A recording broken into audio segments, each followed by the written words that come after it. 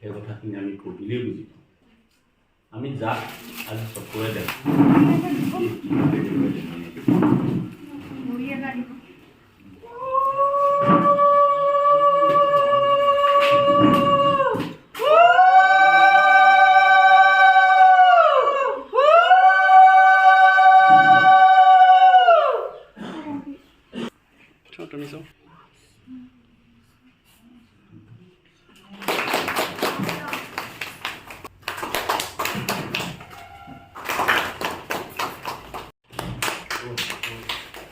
আনুষ্ঠানিকভাৱে উন্মোচন কৰিলোঁ বুলি ঘোষণা কৰিছোঁ।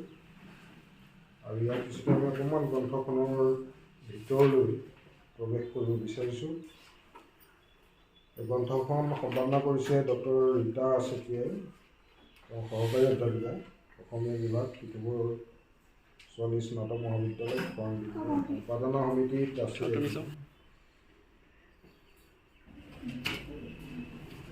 Snigdha Chetia, president, editor Rita Chetia, member Jiban Chandra Sonowal, assistant professor, Hazarika, assistant professor, doctor Rita Chetia,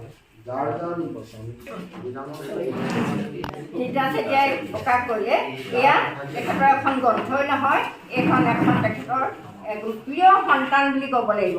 তেখেতে প্ৰথম সম্পাদনা কৰিছে কিতাপ, এখন তেখেতৰ প্ৰিয় সন্তান বুলি ভাবি ল'ব পাৰি। হয়, যিবিলাক আমি সৃষ্টি কৰোঁ সেই সৃষ্টি কৰাবিলাক সদায় আমাৰ সন্তান হিচাপে আমি মৰম কৰিব লাগিব, আদৰ কৰিব লাগিব। আমি সেইটোৱেই কৰোঁ আচলতে। আৰু আমাৰ ডক্টৰ ৰীতা চেতিয়া ডাঙৰীয়ানী মোৰ ফালৰ পৰা পুনৰবাৰ আন্তৰিক শুভেচ্ছা আৰু অভিনন্দন জ্ঞাপন কৰি মোৰ বক্তব্য নাথাকোঁ। আৰু আমি যিবোৰ ইয়াত সা সম্পত্তি ঘটিছোঁ এইবোৰ নাথাকে। ঘৰ দুৱাৰ, টকা পইচা, মাটি সম্পত্তি, ধন দৌলত চব শেষ হৈ যাব, কিন্তু থাকি যাব এই কলীয়া অসমীয়া।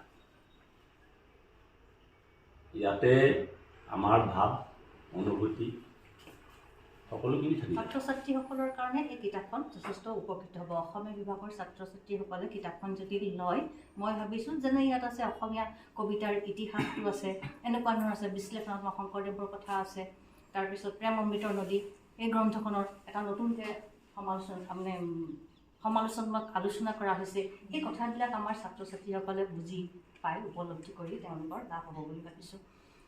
আৰু গ্ৰন্থৰ যিটো ভৱিষ্যত, সেই কথাষাৰ আমাৰ আগতীয়া আটাইকেইজনে কৈছে, গ্ৰন্থৰ ভৱিষ্যত আছে, গ্ৰন্থ কেতিয়াও শেষ হৈ নাযায়। কেনেকৈ শেষ হৈ নাযায় বুলি কৈছোঁ, এই গ্ৰন্থ আমি কিতাপ আকাৰে বহি বহি পঢ়িবলৈ টান পালোঁ। আমাৰ হাতত মোবাইলটো আছে যে, আজিকালি গ্ৰন্থবিলাক ডিজিটেলাইজ হৈছে, গতিকে আমি পঢ়িমেই।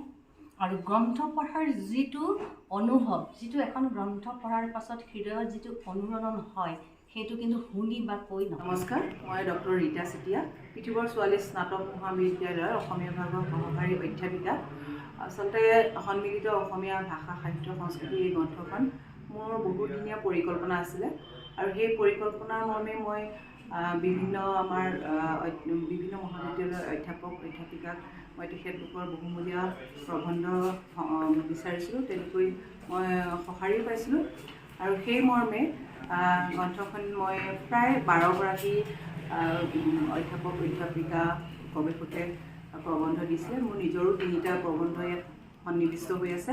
আৰু এই গ্ৰন্থখন স্নাতক পৰ্যায়ৰ ছাত্ৰ ছাত্ৰীসকলৰ বিশেষভাৱে সুবিধা হ'ব বুলি মই আশা কৰি গ্ৰন্থখন সম্পাদনা কৰি উলিয়াইছোঁ। আৰু এই গ্ৰন্থখন আচলতে যদিও মই পিঠুবৰ ছোৱালী স্নাতক মহাবিদ্যালয়ৰ তৰফৰ পৰাই গ্ৰন্থখন প্ৰকাশ কৰিবলৈ উলিয়াইছিলোঁ, তথাপি যিহেতু মই ডিমৌৰ স্থানীয় এগৰাকী মহিলা, গতিকে সেই চিন্তা কৰি মই ডিমৌ প্ৰেছ ক্লাবৰ সহযোগতে এই গ্ৰন্থখনি মই আজি উন্মোচন কৰিবলৈ সিদ্ধান্ত ল'লোঁ।